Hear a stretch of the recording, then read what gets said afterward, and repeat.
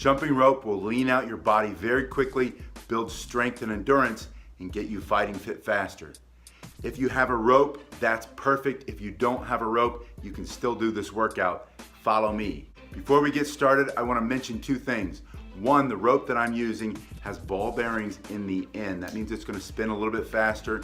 It's a really simple, basic rope, and I'm wearing shoes today. Normally, I like to jump rope in my bare feet.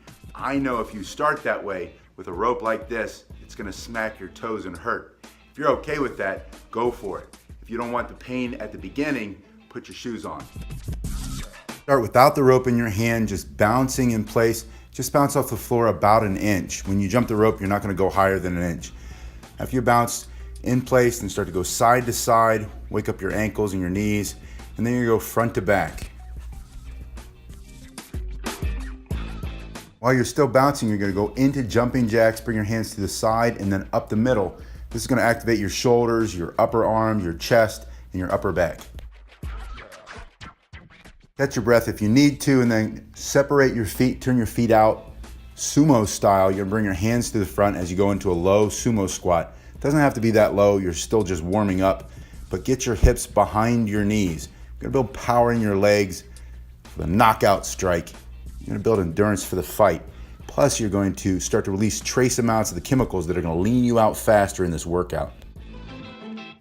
Now, this next exercise is going to allow you to catch your breath a little bit before we get into jumping the rope. You're going to swing it from one side to the other side, and then you're going to bring your hands apart. Don't worry too much about what your hands do. When you get fancy and you get really good, then I'll show you how to keep those hands together. But for right now, side, other side, open your feet so you don't have to step over it like you're a little kid or a beginner. Then you're going to start to jump the rope. You're going to do sets of 2 or 3, then to 5, then to 10, then to 15, and then just push yourself. See how far you can go. Continue to improve. You're gonna keep your elbows bent and try to keep your hands close to your hips and back, close to the back of your body. If they move to the front a little bit, don't worry about it so much. Don't overthink the beginning phase of learning a new exercise. Just get started. And if you don't have a rope, do this exercise with an empty hand.